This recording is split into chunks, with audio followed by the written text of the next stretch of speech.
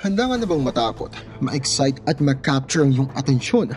Sumisid tayo sa madilim at nakaka-excite na mundo ng anime kasama mga solid na recommendations na ito. Mula sa mga kwentong multo na magpapatindig ng iyong balahibo hanggang sa mga epic na laban kontra sa mga demonyo.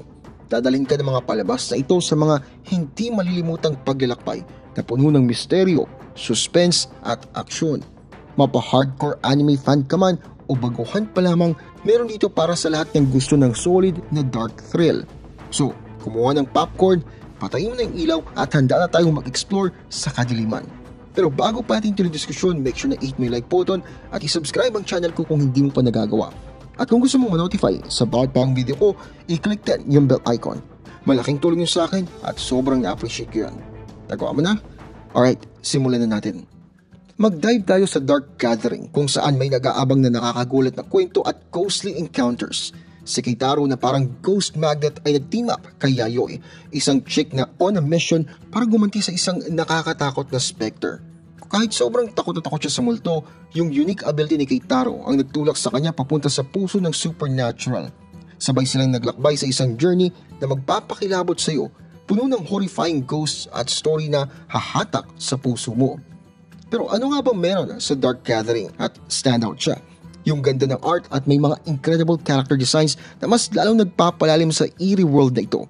Imagine, takot na takot ka sa multo pero somehow hindi ka nila tinatantanan. Yan ang buhay ni Keitaro. Napilitan siyang lumabas sa kanyang shell para maging tutor. Tapos nakabangga niya si Yayoi, nakapareho ng supernatural vibes niya. Ang kanilang misyon, habulin ang isa sa pinaka nakakatakot na multo. Hindi lang ito basta dark anime. Ang Dark Gathering ay isang psychological horror na nangangako ng adventure na hindi mo makakalimutan. Maganda ka na matakot at makaptivate. Ang Berserk ay sobrang nag-level up sa pagka-dark at twisted. Hindi ito yung usual na kwento ng bida. Deep dive ito sa mundo kung saan nagkakabanggaan ng mga Diyos, naglalaban ng mga epic heroes at mga ruthless villains. At sa bawat kanto, may nag-aabang na violence at torture. Nakaset sa isang merciless fantasy universe ang Berserk at hindi ito para sa mga may hinang loob. Yung story niya parang roller coaster ng emotions na puno ng mature themes kagaya ng trauma, betrayal at yung pinakamadilim na side ng humanity. Pero hindi lang yung gore ang magpapahook sa'yo dito. Ang stunning art at complex characters ng Berserk ang magpapaganda palalo sa brutality nito. Ang mix na to yung magdadala sa'yo sa madilim na mundo ng Berserk na feeling mo kasama mo sila sa bawat sword slash at bighati. Tara sa journey na hindi lang susubok sa mga characters kundi pati na rin sa'yo bilang viewer na harapin ang malupit na realidad ng kanilang mundo. Grabe ang Chainsaw Man, nilubog talaga tayo sa madilim at thrilling na mundo ng anime na may mix ng intense action, nakakagulat na gore at konting horror na hindi mo basta malilimutan. Pero wag ka, hindi lang ito basta gore. Ang series na to, nag-deep dive din sa mga heavy themes kagaya ng kamatayan, sakripisyo at yung paghanap ng kahulugan sa magulong mundo. Si Denji, yung ating bida, hindi naging madali yung buhay niya pero nag-ibang lahat nung nag-fuse siya sa isang chainsaw demon. Yep, chainsaw demon nga. Dahil dito, napasabak siya sa buhay ng demon hunter na puno ng panganib at adrenaline. Pero hindi lang ito tungkol sa paglaban sa mga demonyo. May malalim itong sulyap sa paghanap niya ng sagot sa buhay, kamatayan at everything in between. Ang nagpa-stand out talaga sa Chainsaw Man ay yung galing ng animation at yung mga karakter na ang lalim ng pagkakagawa. Ang mga elementong ito ay hindi lang pang-akit sa mata. Nagbibigay na ito ng thought-provoking roller coaster experience. Tara sa laban kasamang The Saga of Tanya the Evil, kung saan talagang matetesting ang tama at mali, power at kung ano ba talaga ang essence ng kasamaan. Hindi ito yung typical na anime. Malalim ito, tungkol ito sa mga nangyayari sa giyera at hanggang saan ang kaya mong gawin para sa ambisyon mo. Nakaset ito sa isang lugar na parang Europe noong World War I at umiikot ang kwento kay Tanya na ibang klaseng sundalo. Pero grabe si Tanya, hindi lang siya simpleng sundalo, sobrang lakas niya. Lumalaban hindi lang physically pero pati na rin sa ideya ng tama at mali. Sa unique na setting at complex na characters, pinapaisip tayo ng anime nito sa paggamit ng kapangyarihan para sa sarili. Ang The Saga of Tanya the Evil ay stand out talaga dahil sa pagiging makabuluhan ng kwento at interesting na take sa isekai genre na may pinakaastig na kontrabida sa history ng anime. Nakakahook yung kwento ng strategy sa gera, personal ambition at mga dilema ng mga may kapangyarihan. Ang Deadman Wonderland ay magdadala sa iyo sa isang wild trip sa dystopian future kung saan nagmimix ang justice at entertainment. Isipin mo to, si Ganta, simpleng kabataan, biglang napasabak sa bangungot. inakusahan sa krimeng hindi naman niya ginawa. Ang bagong tambayan, Deadman Wonderland, isang kulungan na hindi basta-basta. Dito, ang mga preso parang artista sa isang morbid reality show. Nagpapakamatay sa laban habang ang mundo tuwang-tuwa na nanonood. At hindi lang basta sa shock factor ng intense action at graphic violence tumatakbo ang anime. Tinutukoy din ito yung mga madidilim na bahagi ng lipunan. Tinatalakay yung mabibigat na isyu kagaya ng katiwalian, kahalagahan ng buhay ng tao at kung papaano ka lumaban para sa pagiging inosente sa isang mundo na mabilis manghusga. Ang paglalakbay ni Ganta sa Deadman Wonderland ay isang paghahanap sa katotohanan, hustisya at paraan para makatakas sa kabaliwan. Sa mga kompleks itong character at storyline na magpapakapit sa iyo, ang Deadman Wonderland ay must-watch para sa mga mahilig sa blend ng sci-fi, suspense at matinding pagtingin sa mas madilim na aspeto ng humanity at lipunan. Ihanda mo sarili mo sa series na maghahamon sa iyo sa iyong mga pananaw sa bawat liko.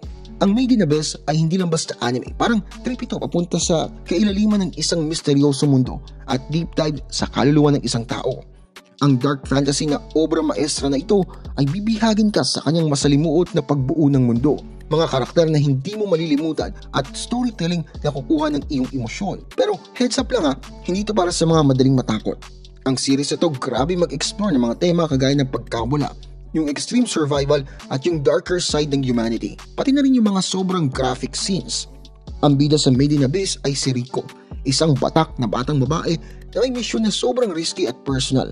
Bumaba siya sa Abyss, isang lugar na pinaghalo ng kagandahan at terror para hanapin ang kanyang nanay. Ang Abyss ay parang buhay na karakter din, puno din ng misteryo, delikadong nilalang at mga sikreto na susubok sa kung ano ba talaga ang essence ng pagiging tao at morality. Ang anime nito ay parang roller coaster ng damdamin, pinaghahalo yung mga moment ng pure amazement sa mga matitinding reality. Kwento ito ng adventure na hindi mapipigil ang paghahanap sa katotohanan at ng matibay na spirit ng isang bata. Pasukin natin ang creepy world ng Yamishibai Japanese Ghost Stories, kung saan buhay na buhay ang mga ancient myths at nakakagulat na urban legends sa pamamagitan ng unique style ng traditional Japanese paper theater, ang Kamishibai. Para sa mga trip ang kababalaghan, misteryo at super spooky, itong series ay parang treasure chest. Bawat episode parang field trip sa unknown, kasamang mysterious storyteller at yung standout niyang yellow mask na naghahatak ng atensyon ng lahat, bata man o matanda, sa mga kwentong ilang siglo nang nagpapakaba sa Japan. Ang cool sa Yamishibai ay yung distinct art style nito na nagbibigay pugay sa retro look ng classic anime, pero nagdadala din ng vibe na kasing creepy na mga kwentong binanggit nito. Parang nasa playground ka, papalubog ng araw tapos biglang may lalapit sa yung misteryosong matanda. Ready na magkwento ng isang bagay na magpapatindig ng balahibo mo. Para sa mga mahilig mag-dive sa darker side ng folklore at enjoy sa pagka-thrill ng magandang katatakutan, ang Yamishibai ay talagang pang must-watch. Ang Another ay dadalhin ka sa isang mundo kung saan may itinatagong sikreto ang bawat kanto at pwedeng yung bawat anino na ang huli mong makikita. Hindi ito simpleng horror anime, psychological thriller ito, magpapaisip sa iyo at magpapahula hanggang sa huli. Imagine mo, papasok ka sa Yumiyama Middle School, tapos si Koichi, yung bagong estudyante, biglang isangkot sa mga misteryo kasama ang kaibigan niyang si Mei. Pero biglang nag-iba ang ihip ng hangin. Napunta sila sa lugar kung saan ang mga estudyante ay namamatay sa pinaka-shocking na paraan na may isip mo. Habang tumataas ang bilang ng mga namamatay, ang paghanap ni Koichi ng mga sagot ay lalo nagdadala sa iyo sa cursed past ng school. Grabe yung bigat ng atmosphere at bawat episode ay nagbubunyag ng mga layer ng isang misteryo na sobrang chilling. Hindi mo maiwasang hindi tumingin. Ang mix ng supernatural at psychological horror ay gumagawa ng kwento ng Another na sobrang suspenseful. Masterpiece talaga para sa kanyang genre. Maganda sa isang biyahe na puno ng hindi inaasahang mga twist, kung saan ang linya sa pagitan ng buhay at patay ay nagiging malabo. Ang Another ay hindi lang tungkol sa pag-survive sa school, tungkol to sa pag-unravel ng isang sumpa na dumidikit sa bawat karakter at anino. Ang The Promised Neverland, grabe isang astig at dark twist na innocence at survival, kung saan ang mga totoong halimaw ay yung mga ngumingiti sa iyo pero may tinatago pala. Sa anime na to, ang talino at lakas ng damdamin ang mas nangingibabaw kaysa sa physical na lakas, na nagpapakita kung gaano katibay ang mga bata na humaharap sa mga bangungot na hindi mo akalain. Sina Emma, Ray at Norman, akala nila chill lang sa orphanage na parang perfect ang buhay, pero biglang nalaman nila yung madilim na sekreto. Ang kanilang tahanan ay isang sakahan na nagpapalaki ng mga bata para sa mga demonyo. Sobrang laking sampal sa realidad na yun, kaya naisip nilang tumakas. Kahit mga bata pa lang sila, ang galing nilang mag-isip at ang tapang nila. Kaya ang The Promised Neverland ay sobrang thrilling na mix ng suspense at damdamin. Kahit walang gore, panalo pa rin sa psychological horror yung series dahil sa mga bida nitong bata at yung contrast ng kanilang inosenteng mga akala sa malupit na reality. Ang Corpse Party Tortured Souls ay ibabato ka talaga sa deep end ng horror, kung saan ang simpleng charm bigla na lang nagkakagulo at nagsimulang bangungot para sa magkaibigan sa high school. Naipit sila sa super creepy at iniwang Heavenly Host Elementary School. At doon, sinalubong sila ng mga vengeful spirits ng mga estudyanteng namatay sa pinaka-hardcore na paraan na may isip mo. Grabe to, kasi hati talaga ang mga tao dito. Yung iba, sobrang trip yung matitinding gore at mga nakakagulat na twist, habang yung iba, parang sobra naman na. Galing sa isang game na sikat sa ganda ng kwento at horror, ang Corpse Party ay tinatalakay yung dark side ng pagkakaibigan at takot. Kahit sabihin ng iba na mas okay yung experience sa game, yung anime version hindi nagpakabog sa pagde-deliver ng takot. May mga eksena ng violence at mga biglaang kamatayan talaga namang nagsisil sa cult status nito. Yung feeling na hinahabol ka ng mga multo sa isang lumang school ay nagbibigay ng sobrang chilling vibe na ang hirap tangkalin. Ang Erase ay maghahatid sa iyo sa trip na bawat segundo mahalaga para sa pagligtas ng buhay. Imagine, chill lang ang buhay mo pero may kakaiba. Pwede ka mag-time travel para iwasan ang mga sakuna. Ganun ang buhay ni Satoru. Ang kanyang kakayahan, ang revival, ay nagtutulak sa kanya pabalik sa nakaraan para itigil ang isang serye ng mga nakakakilabot na pangyayari. Kasama na ang mga brutal na pagpatay na malalapit sa kanya. Hindi ito katulad ng ibang dark anime na puro gore. Ang Erase ay naglalaro sa psychological horror kaya mas nakakagulat. Ang pagkakaroon ng isang malamig at kalkuladong psychopath ay nagdadagdag ng tensyon sa bawat oras ni Satoru sa nakaraan.